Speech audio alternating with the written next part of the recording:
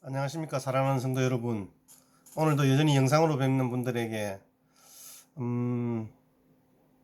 따로 혹시 찾아뵙지 못하여도 섭섭한 마음은 우리 다음 주로 미루고 오늘도 여전히 하나님께서 우리에게 주신 말씀으로 함께 은혜 나누기를 원합니다. 오늘은 성경 본문은 이사야서 53장 3절에서 5절 말씀, 나를 위한 십자가라는 제목으로 오늘 말씀을 생각해 보겠습니다.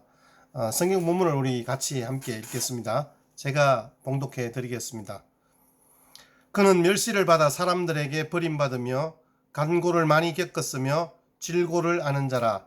마치 사람들이 그에게서 얼굴을 가리는 것 같이 멸시를 당하였고 우리도 그를 귀히 여기지 아니하였도다. 그는 실로 우리의 질고를 지고 우리의 슬픔을 당하였거늘 우리는 생각하기를 그는 징벌을 받아 하나님께 맞으며 고난을 당한다 하였노라. 그가 찔림은 우리의 허물 때문이요 그가 상함은 우리의 죄악 때문이라. 그가 징계를 받음으로 우리는 평화를 누리고 그가 채찍에 맞음으로 우리는 나음을 받았도다. 아멘. 사실 요즘 전 세계가 코로나19 바이러스 공격 앞에 공황 상태로 빠져들고 있습니다. 사실 치명적이지 않은 감기처럼 왔다가 순식간에 폐로 들어가서 치명적인 폐렴을 일으키는 이 코로나19 바이러스는 우리 인간을 공격하기에 최적화된 돌연변이 바이러스로 알려져 있습니다. 박쥐나 사양노루에 기생할 때는 그렇게 치명적인 해악을 끼치지 않는 이 바이러스가 인간 몸에 들어와서는 아주 치명적인 인체 기생 바이러스로 돌변하는 거예요. 지구 인류 공동체의 삶을 파괴하는 이 대파국적인 환란이 아주 작은 지극히 작고 정말 보잘것없는 이런 미물로부터 시작되어지잖아요. 이 미물이 지금 지구 생태계의 정상 작동 시에는 결국은 동물을 숙주 삼아서 존재하다가 특정한 기후변화나 생태계 변화를 통해서 인간을 숙주 삼아서 무방비로 무차별 공격을 하고 있습니다. 지금 지구 내부에 또 혹은 인간 내부에서 발현하고 인간 생활에 우리 사회생활 뭐 여러 가지 접촉, 문명, 교통 이런 것들을 통해서 막 무섭게 퍼지는, 그래서 뉴스를 보면 야 진짜 너무 겁난다라고 할 정도로 이 땅에서 개발된 최신 무기나 핵무기가 전혀 쓸데없는 것처럼 그렇게 느껴질 만큼 굉장히 급속도로 확산되고 있는 아주 우려되는 상황입니다. 사실 뭐 이 바이러스뿐만 아니라 이 세상에는 병든 자들로 가득하지 않습니까? 아니 뭐 정확히 이야기하면 병들지 않은 사람은 아무도 없잖아요. 그것이 육신의 병이든 정신의 병이든 더욱이 영혼의 병이든 걸리지 않은 사람이 없는 거예요. 그러니까 병을 안고 사는 인생이 말 그대로 진짜 인생인 거예요. 아픔과 연약한 곳이 없다, 그건 거짓말이죠. 자, 그런데 오늘 이사야 53장은 지금 이사야서에 기록된 여호와의 종의 노래 4편 가운데 가장 길고 유명한 고난받는 종의 노래로 불리고 있는 말씀입니다. 그래서 오늘 이 본문은 바로 십자가에 대한 예언의 말씀이자 이 말씀대로 예수님이 십자가를 지셨는데, 그렇다면 예수님이 지신 이 십자가는 우리가 처한 지금의 어떤 질병의 상황과 어떤 관계가 있을까라는 문제입니다. 어떤 관계가 있을까요? 오늘 가장 중요한 포인트는 바로 이것입니다. 같이 한번 따라하겠습니다. 예수님의 십자가는 우리의 질고를 담당하신 십자가입니다. 우리의 질고를 담당하신 십자가가 예수님이 지신 십자가인 거예요.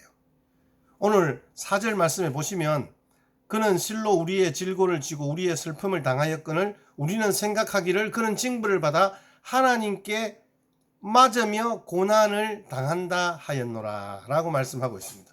이 말씀은 예수님이 우리의 질고를 지셨다는 말씀이에요. 이 말씀은 바로 예수님의 십자가가 우리의 질고를 지신 십자가임을 말씀하고 있는 거예요. 그래서 우리가 가장 기본적으로 알아야 할 사항은 예수님은 우리의 모든 질고를 다 알고 계시는 거예요. 아시니까 지시는 거예요. 오늘 본문에서 3절 말씀해 보니까 멸시를 받아서 사람에게 실어버린 바 되었으며 강고를 많이 겪었으며 질고를 아는 자라라고 말씀하고 있잖아요. 질고를 아는 자예요. 여기에 질고라는 말씀은 한자인데요. 질은 병질자입니다. 그 다음에 고는 썰고자입니다. 그러니까 병고나 질병의 고통을 말하는 거죠. 인터넷에 올라온 질병의 그 통증에 관한 기사에 실린 댓글 중에 다음과 같은 내용이 실려 있습니다. 거기에 보면 자기 이야기를 적어 놓는데요. 저는 이 말씀에 대해서, 이 어떤 자기 댓글에 대해서 충분히 공감이 되고 실제로 경험을 해 보았던 사실입니다. 거기 보면 이렇게 나와 있습니다. 어릴 때 희귀병에 걸려서 몰핀 진통제 아니면 진통 효과도 없어서 의사들이 하루 한 대 딱 투여해 줬어요. 그거 맞으면 통증이 그 하루에 딱 1시간 없어지는 거예요. 그 시간 동안 유일하게 겨우 잠자리에 들 수 있는 시간이었어요. 희귀병이라 맞는 약도 없어서 두어 달을 정말 이놈의 통증 좀 어떻게 해달라고 울부짖었어요. 나중에 병명을 알아내고 엄마 아빠가 도대체 얘가 느끼는 통증 정도가 어느 정도냐라고 의사 선생님에게 물으니까 그 의사 선생님 말, 임산부가 아기 낳는 통증하고 비슷합니다. 그냥 칼로 생사를 후벼 파는 통증 정도로 보시면 됩니다. 그렇게 대답을 해준 거예요. 그 대답을 듣고 엄마는 기절하려고 하는 거예요. 그 정도로 아픈 줄 몰랐다고. 막 우시고 아빠도 우시고 나중에 병 낫고 통증이 싹 사라지고 나중 엄마한테 가장 먼저 말한 게 고등학생 때였는데 아직도 기억이 나요. 이 병 재발하면 나 자살하겠다고요. 그 통증 다시는 나 또 못 이긴다고. 그만큼 통증은 힘든 거예요. 참기 힘들고요. 남들은 잘 몰라요. 안병동에서 가족을 보낸 어떤 분이 올린 글은 이렇게 기록되어 있었어요. 폐암 말기 환자는 숨 쉴 때마다 너무 고통스러워했고 간암 말기 환자는 고통이 너무 심해서 온 사지를 덜덜덜 떨었는데 환자의 고통은 이루 말할 수 없고 그걸 지켜보는 가족들도 가슴이 미어져요. 시간이 꽤 오래 지났는데도 지금도 눈물이 나네요. 질병의 고통은요, 어떤 경우에는 아주 가볍지만요, 어떤 경우에는 견디기 어려워요. 어느 누구도 이 세상 살아가면서 질병으로부터 100% 자유할 수 없습니다. 질병이 약하거나 발견이 안 되었을 뿐이지 평생 건강은 거의 불가능합니다. 여러분 가운데도 젊은이들 제외하고 한두 가지 병 가지고 있지 않은 분들은 거의 없잖아요. 많은 분들이 질병에 시달리고 있고 건강에 대해서 관심이 있고 노력을 기울이고 틈만 나면 이게 좋은 약이 뭘까 생각하고 막 관심을 가지고 찾아보잖아요. 근데 있죠. 질병은 아픈데 외로우면요 더 아픈 것이 통증이라는 거예요. 누군가가 나의 아픈 것을 알아주면 그만큼 우리의 그 고통은 경감될 수 있다라는 말씀이에요. 근데 우리의 고통을 알아줄 사람이 있던가요? 거의 없습니다. 부부 관계 속에서도 그렇고요. 부모와 자식 관계 사이에도 그렇고요. 아프면 나 혼자 져야 하는 것처럼 힘겨운 것이 현실입니다. 우리 아이가 아플 때 옆에서 지켜보는 부모로서 지켜보는 마음, 특히 이제 집사람이 그 아이 밤새도록 잠자지 않고 어떨 때는 사흘 나흘씩 그렇게 침대 곁을 지키고 있는데요. 그 고통에 울부짖는 모습은 감히 상상할 수 없어요. 그런데 바로 이런 우리의 질고를 아시는 분이 계신다 말씀하고 있어요. 오늘 본문에 예수님이 우리의 질병의 고통을 아신다 그렇게 말씀합니다. 여기에 보니까 이 질고가 히브리어 언어로 에두아 홀리라는 단어인데요. 이 에두아 홀리는 고통과 친숙한 이런 뜻으로 번역이 되어져요. 그리고 이 질고로 비천해졌다라는 그런 번역도 있어요. NIV는 이렇게 번역합니다. 이와 비슷한 것으로서 클라우스 베스트만이 병으로 욕을 받다, 병으로 굴욕을 당했다, 누가요? 예수님이. 하나님이신 예수님이 병으로 굴욕을 당했다. 이게 바로 질고를 아셨다라고, 질고를 겪으신 예수님에 대해서 표현한 말씀이에요. 예수님은 그런 우리의 질고의 고통에 대해서 그 아픔을 자신의 아픔으로 여겨서 비천해짐을 느낄 정도로 공감하면서 우리의 지금 현재 인생을 살아가는 저와 여러분들의 고통을 아신다는 거예요. 그 우리의 질고의 고통을 당신의 굴욕으로 느껴질 정도로 그 고통에 공감하신다는 말씀이에요. 자, 다시 한번 단어를 보십시다. 질고. 이 질고는 가장 근본적으로 죽음을 아는 자라는 뜻입니다. 질고, 병, 아픔, 저주의 맛, 지독한 미움, 그리고 하나님으로부터 버림받음. 그 뭐예요? 십자가잖아요. 이것을 질고를 아는 자라고 하는 거예요. 죽어본 자만이 진짜 질고를 아는 자예요. 여러분, 우리 인생을 살면서 끝을 본다 하잖아요. 예수님은 질병의 고통을 아신다고 하십니다. 여기서 안다는 것은 야다예요. 야다. 히브리어 야다예요. 알다, 이해하다. 이건 그냥 지식적으로 아는 것이 아니에요. 부부관계를 말할 때 사용하는 단어잖아요. 피상적으로 하는 것이 아니에요. 속속들이 안다는 말씀이에요. 질병의 고통은 끝이 아니라 그 고통의 깊은 아픔의 자리까지 가신다는 말씀이에요. 여러분, 내가 아플 때 그 고통 아무도 알아주지 않습니다. 부부가 아플 때 왜 그래? 병원 가, 약 먹어. 사실 우리는 그렇게 이야기하잖아요. 정말 아프면요, 너무너무 외로워요.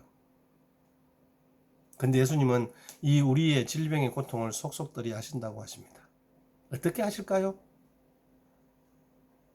왜 알 수 있을까요? 제가 충분히 설명은 드릴 수는 없어요. 그런데 성경에서 말하는 예수님이 왜 우리 인생의 질고를 하실까? 예수님은 아프고 병든 자들 한복판에 사셨기 때문에. 복음서에 보시면요, 예수님은 아프고 병든 자들이 많았던 그 갈릴리에서 자랐고 갈릴리에서 사역하셨습니다. 예수님이 철들어서 만난 가장 인상적인 이웃의 그 이웃들은요, 갈릴리에 흩어지고 소외되고 버려진 정말 아픈 사람들이었잖아요. 그들을 예수님은 내 친구다라 말씀하시면서 각종 병과 질환으로 치유를 기다리는 사람들에게 은혜를 베푸시는 장면들이 복음서에 기록되어 있습니다. 영적인 지형상 갈릴리, 즉 스불론과 납달리 지역에는 사망의 음침한 그늘에 사는 사람들이 많이 있었습니다. 이들에게는 오로지 원한과 고통과 탄식과 체념밖에 남지 않았어요. 주님은 그들과 함께 살았기 때문에 질병의 모든 고통을 피부로 느끼며 자랐을 것입니다. 그래서 예수님께서는 우리의 질고를 아신다라고 말씀하시는 거예요. 시편 139편 1절 2절 말씀에 여호와께서 주께서 나를 살펴보셨으므로 나를 아시나이다. 주께서 내가 안고 일었음을 아시고 멀리서도 나의 생각을 밝히 아시오며. 아멘. 전능하신 하나님이 나를 자세히 살펴봄으로 하십니다. 그리고 내가 안고 일어서는 사실을 알고 계십니다. 그것도 밝히 하십니다. 내가 질병으로 아플 때요, 그 아픔을 불꽃 같은 눈동자로 세세히 살펴보십니다.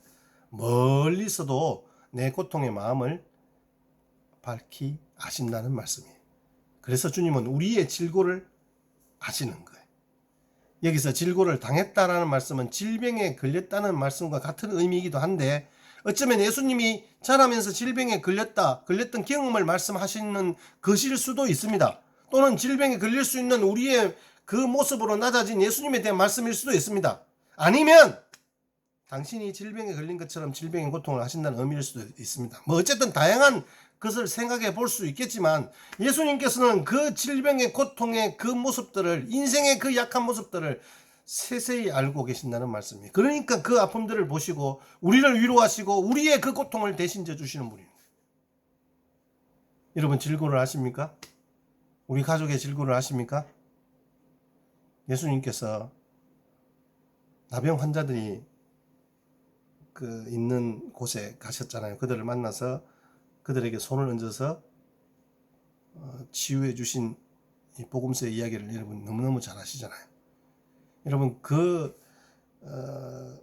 고름이 있고 진물이 나는 그 어떤 피부의 상태를 아심에도 불구하고 그 질병의 고통을 너무 절절하게 하셨기 때문에 그냥 말씀으로만 고칠 수도 있었지만 손을 대어서 그의 고통을 함께 공유하고 나누면서 고치신 그 예수님의 모습, 여기에서 질고를 아시는 예수님의 모습을 우리가 알 수 있잖아요.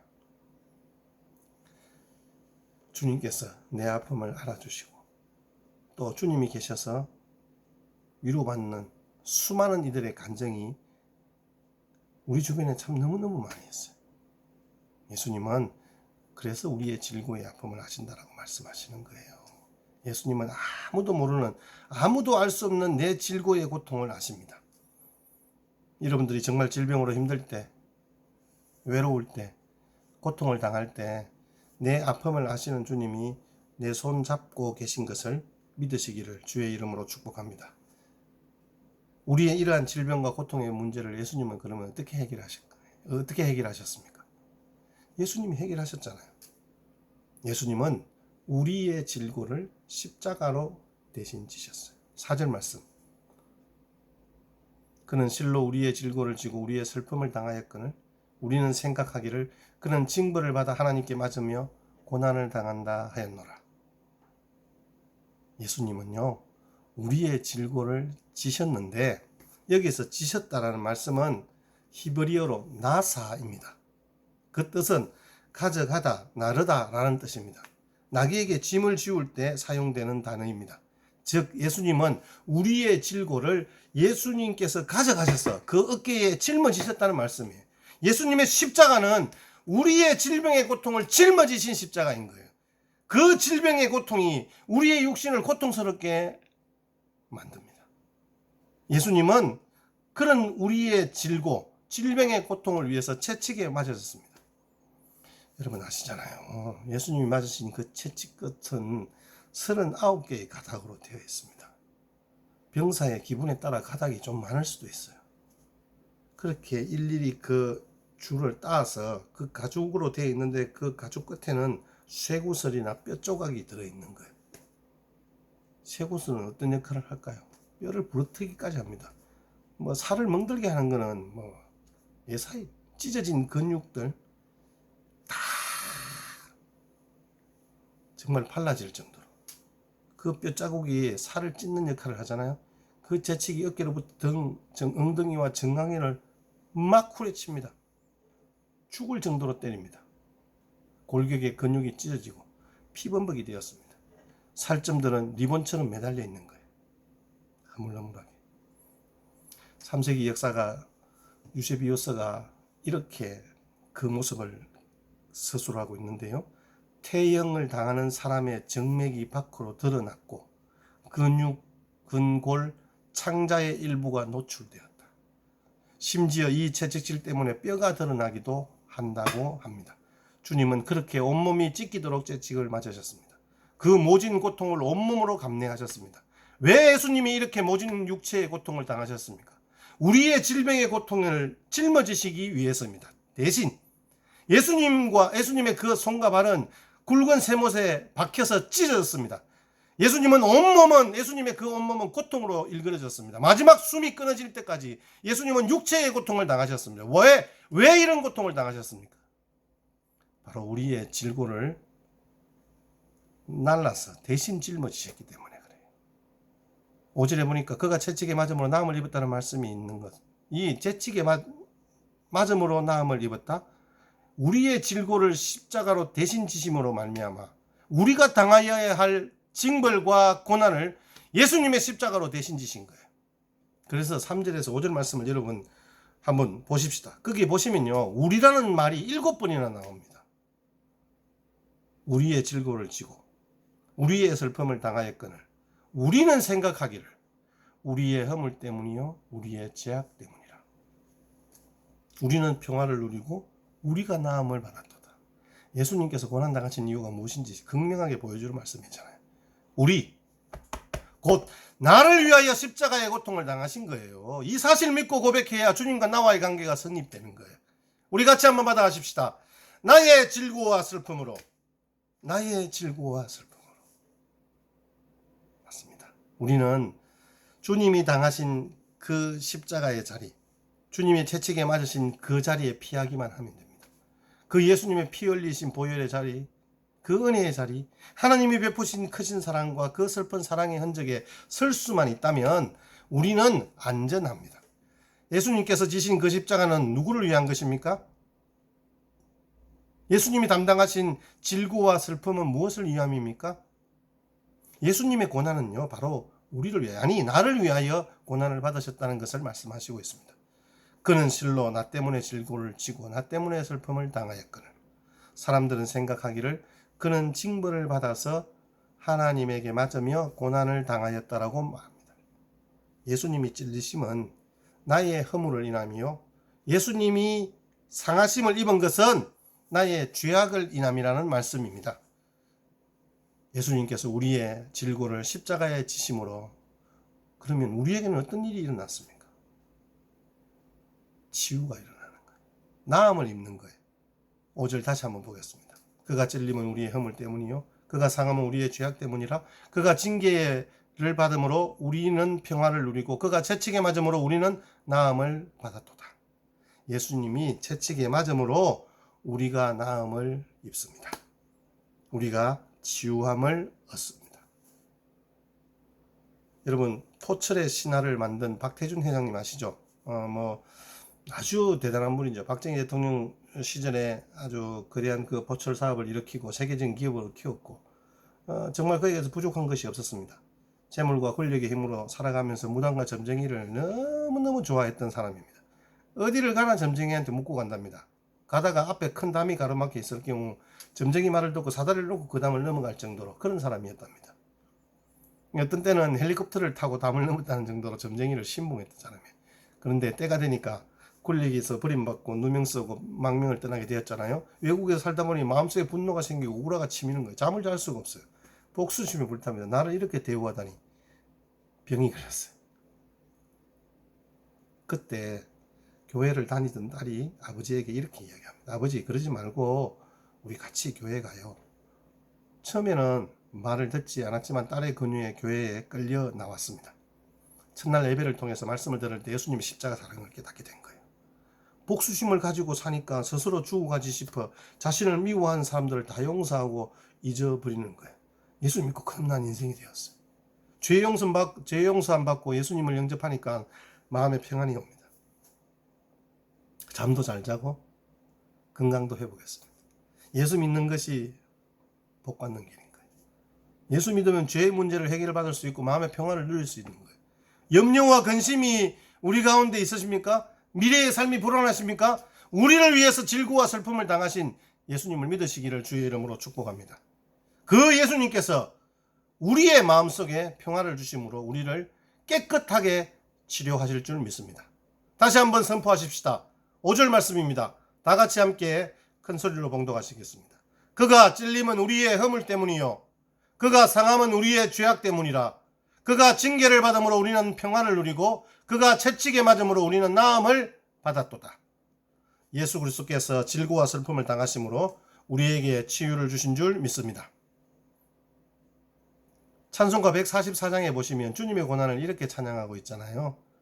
예수 나를 위하여 십자가를 질 때 세상 죄를 지시고 고쳐 당하셨네. 예수여 예수여 나의 죄 위하여 보배 피를 흘리니 죄인 받으소서. 십자가를 지심은 무슨 죄가 있나. 저 무지한 사람들 메시아 죽였네. 예수여 예수여 나의 죄 위하여 보배 피를 흘리니 죄인 받으소서. 사랑하는 성도 여러분, 예수님의 고난은 전적으로 저와 여러분 때문에 받으신 거예요. 나 자신을 위한 고난이었음을 믿으시기를 축원합니다. 여러분 같이 한 번 더 따라 하십시다. 그가 찔림은 나의 허물을 인함이요 그가 상함은 나의 죄악을 인함이라. 그가 징계를 받음으로 내가 평화를 누리고 그가 채찍에 맞음으로 내가 나음을 입었도다. 나는 다 양 같아서 그릇 행하여 나의 길로 갔거늘 하나님은 나의 죄악을 그에게 담당시키셨도다. 아멘. 마지막으로 히브리서 12장 2절 말씀으로 여러분들에게 권면합니다. 믿음의 주요 또 온전하게 하시는 이인 예수님을 바라보자. 믿음의 주요 또 온전하게 하시는 이인 예수님을 바라보자. 우리에게 치유를 주시는 십자가를 바라보고 저와 여러분들의 삶 가운데 주님이 주시는 평화와 기쁨을 누리시기를 주의 이름으로 축복합니다. 여러분, 찬송가 147장에 거기 너 있었는가 그때에 주님 그 십자가에 달릴 때, 이 아주 유명한 사실은 흑인 연가였어요. 물론 우리는 그 십자가의 자리에 있을 수는 없잖아요. 십자가의 사건은 우리가 태어나기 2000년 전에 일어난 사건입니다. 그러나 동시에 2000년 전의 사건이지만 그 자리에 내가 있었다는 사실을 깨닫는 것이 믿음인 거예요. 존 스토터의 지적처럼 우리는 단순히 구경꾼으로만 거기에 있었던 것이 아니라 음모를 품고 배반하고 흥정하고 넘겨주어서 그분을 십자가에 못 박히게 한 그 모든 일에 참여한 유죄의 가담자로 거기에 있었던 것입니다. 이 사실을 깨닫게 될 때 자신의 죄를 철저히 회개하고 예수님과 함께 십자가에 못 박히는 경험을 하고 그로 인해 은혜를 누리게 됩니다. 여러분, 한번 제가 사진을 같이 보내드릴 텐데요. 렘브란트의 성화 중에 예수님이 십자가에서 돌아가시는 장면을 그린 그림이 있습니다. 예수님이 고통당하시는 그 십자가 아래서 마리아와 여러 사람들이 지금 울고 두려워하는 모습을 그렸어요. 근데 그 한 사람 한 사람의 표정이 아주 실감이 나는데 그림 한쪽 구석에 당시 유대 사람들과는 전혀 관계없는 사람의 얼굴이 그려져 있습니다. 그가 바로 누구냐 하면 그림을 그린 렘브란트 자신인 거예요. 이게 바로 렘브란트의 신앙 고백을 보여줍니다. 예수님이 십자가에 돌아가시는 그 현장에 내가 있었다는 거예요. 내 죄가 예수님을 못 박게 했다는 사실을 깨달을 때 참된 구원이 임합니다. 성령이 임하시면 2000년 전 먼 유대에서 일어난 예수님의 죽음이 바로 나를 위한 사건으로 믿어져 지금 여기에서 나를 구원하는 능력의 십자가로 역사를 고백하는 구원의 역사가 일어나는 거예요. 갈릴리 산 위에서 예수님이 십자가 지실 때 거기 너 있었는가? 예수님이 십자가에 달릴 때 거기 너 있었으면 너도 주님과 함께 십자가를 질 수 있겠는가? 십자가는 주가 우리의 죄를 대신 지시고 고난을 당한 표로서 우리가 험한 십자가를 사랑하면 주가 우리를 사랑하사 우리를 구원하시려고 보혈을 흘리신 까닭이다. 오늘 우리가 이 우리의 신앙이 정말 힘을 잃어가는 것은 십자가를 바라보는 신앙을 잃어가고 있기 때문입니다. 오늘 우리의 삶이 타락하는 것도 십자가를 바라보지 못하기 때문입니다. 왜 우리의 삶에 용서가 없을까요?